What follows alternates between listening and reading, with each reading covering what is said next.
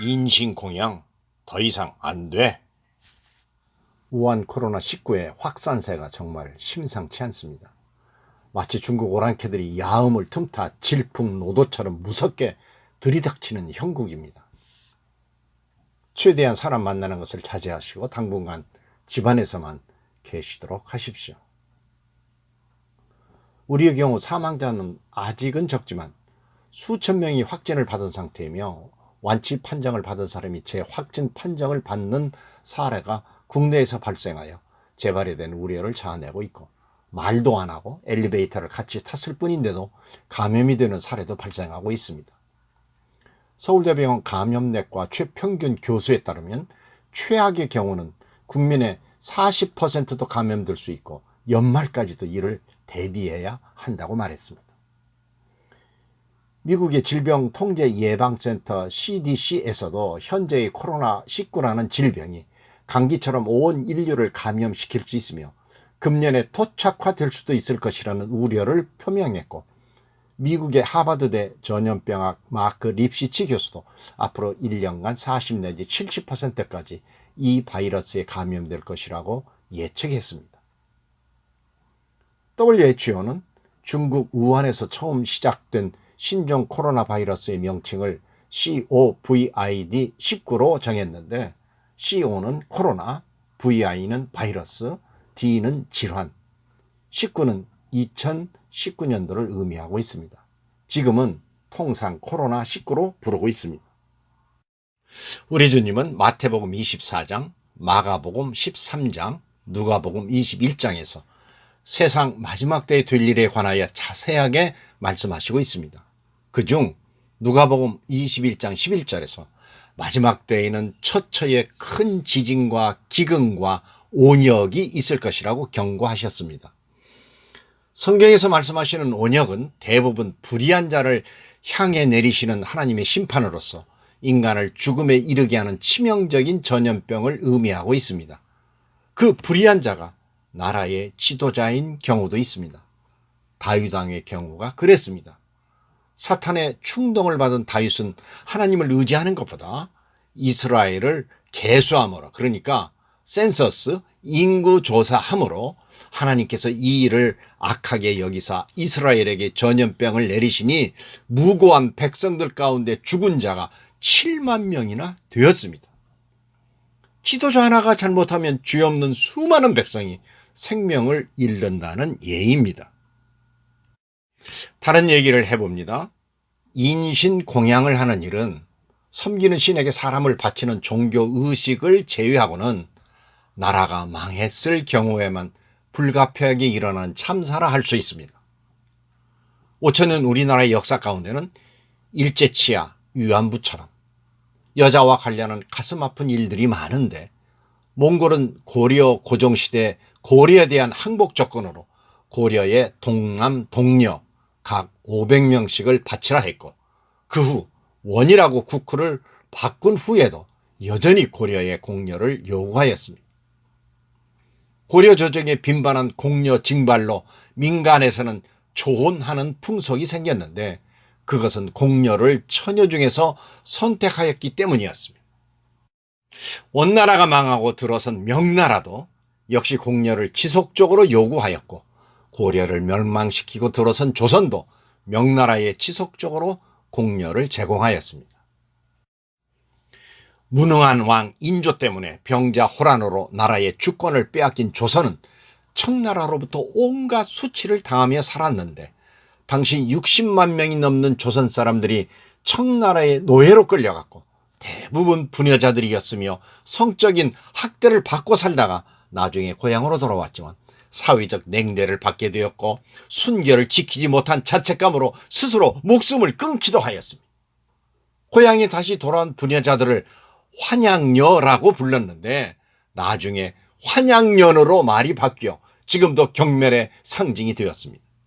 그리고 당시 고향에 온 부녀자들은 임신을 한 경우가 많았었는데, 태어난 아이들을 호로 자식, 즉 오랑캐의 자식이라고 하며 사회에서 홀대하였습니다. 간신몰입에 휩싸여 국정을 제대로 이끌지 못했던 선조는 이율곡의 10만 양병설을 묵살한 결과 임진왜란으로 온 국토가 왜구들의 쑥대밭이 되고 선조는 북으로 피난하기에 바빴습니다. 조선 땅에서 치러진 전쟁으로 조선 땅의 경작지가 3분의 1로 크게 줄고 인구도 감소하고 전쟁 중에 수많은 조선인들이 일본으로 끌려갔고 심지어 그 일부는 포르투갈 상인에 의해 유럽 각국으로 노예로 팔려가기도 했습니다. 나라를 일본에게 바친 고종도 자신에게 알랑거리는 간신배들을 중용하고 끝내 독립협회를 탄압하여 문 닫게 하고 만민공동회를 해산시켰습니다. 통학농민운동을 진압하려고 청나라 군대를 불러왔고 통학농민운동 진압 시에 일본군의 개입과 학살을 아예 조선 관군이 직접적으로 지원해 주므로 고종이 국왕으로서 자신의 백성들을 보호하는 것이 아니라 외국의 군대를 동원해 학살한 결과를 가져와 외세가 자연적으로 개입하도록 하였습니다. 그리고 고종은 명성 황후처럼 매관 매직을 주도했고 개인 비자금인 내탕금을 형성해 갔습니다. 또한 사치와 낭비로 탕진하며 외채를 끌어오는데 민비도 한몫을 했습니다. 부부가 조선을 망치게 한 원흉이 된 것입니다.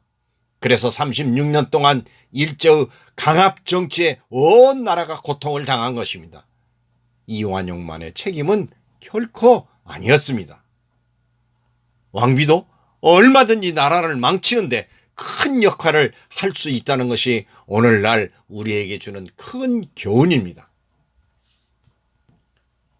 예전처럼 무력으로 다가오는 것은 아니지만 군사적인 무력보다 더 무서울 수 있는 우한 코로나19가 중국 우한으로부터 손살같이 달려와 온 나라를 해집을 태세입니다. 마치 몽고 군대가 청나라 군대가 그리고 일본의 왜군이 온 국토를 유린하듯이 말입니다. 그런데 대통령은 딸랑거리는 간신배들에 쌓여 국정을 그르치고 있습니다. 또한 나라가 온통 우한 코로나19와 상대하여 생명을 걸고 전쟁 중인데 영부인이라는 여자가 짜파구리 파티를 열고 대통령과 만찬 자리에서 파안대소합니다. 고종과 같이 설쳐대다가 나라를 거덜낸 민비가 자꾸 오버랩되는 것은 어쩔 수 없습니다. 문재인은 일전에 국회에서 여야 사당 대표와 자리를 같이 했는데 그 자리에서 황교안은 마스크 대란과 TK 봉쇄 발언 논란 등을 거론하면서 오늘 대통령은 깊이 국민 앞에 사죄해야 한다. 그것이 대한민국 국정 수반으로서 최소한의 도리이자 국민에 대한 예의라고 주장했다는 것입니다. 마스크 하나도 관리 못해 국민들의 엄청난 불평과 고통을 가중시키는 무능력의 극진 이 정부가 마스크보다 훨씬 더 복잡하고 중한 국정을 앞으로도 무슨 능력으로 경영해 갈 수 있을까요? 정부는 감염 원인 중국인 전면 입국 차단을 해야 한다는 의사협회 등 전문가 집단의 계속적인 의사 표명을 묵살한 명분으로 경제적인 이유를 들었습니다.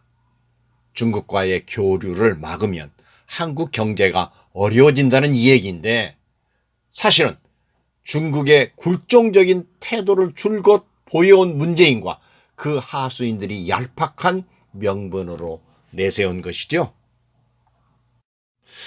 그런데 중국에서 발생한 우한 코로나19를 원천적으로 차단하지 못해 정말 빠르게 수천 명의 확진자가 생기고 일부는 죽어가면서 전개되는 상황에서 전 국민적인 공포가 증폭되고 파산하는 자영업자들을 비롯하여 전 산업 분야에 걸쳐 경제는 말할 수 없는 지경으로 곤두박질 치게 생겼습니다.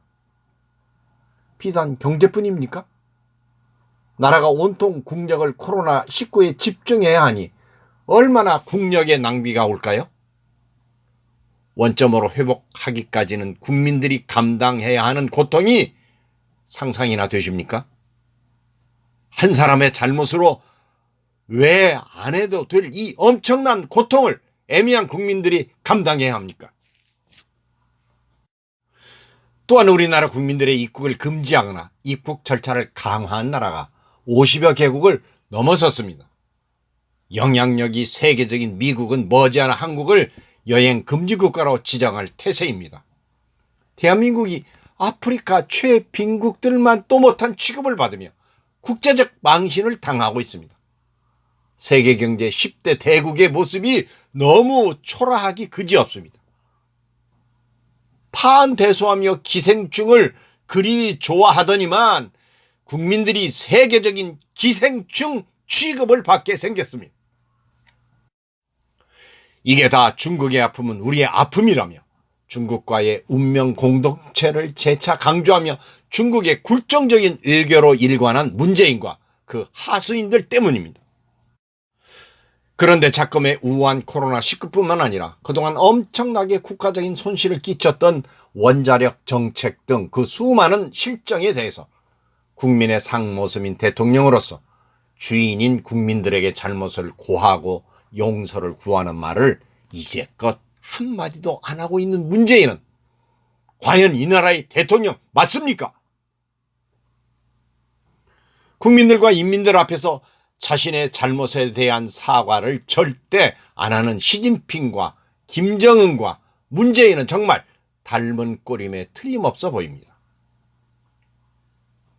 북한의 김정일은 고난의 행군 기간 중에 300만 명의 아사자가 생겨도 끄떡 안 했습니다. 그는 북한의 신이기 때문에 오류가 있을 수 없습니다. 잘못을 저지를 수 없다는 말입니다. 그래서 인민들이 그렇게 죽어나가도 인민들에게 사과를 할 수 없었던 겁니다. 김정은도 어떤 경우에도 마찬가지입니다. 중국은 사스 영웅으로 불리는 중난산 중국 공정원 원사를 앞세워 코로나19가 중국에서 가장 먼저 출현했지만 꼭 중국에서 발원했다고 볼 수 없다고 말했습니다. 발원지는 대한민국 대구나 청도쯤으로 지정하고 싶은 속셈같이 보입니다. 시진핑도 중국의 황제이며 오류가 있을 수 없는 신과 같은 존재이기 때문입니다. 그렇다면 문재인은 코로나19의 발원지로 혹시 신천지를 지목하여 면피하고 싶은 유혹을 받고 있을까요? 문재인과 이 정부에게 고합니다.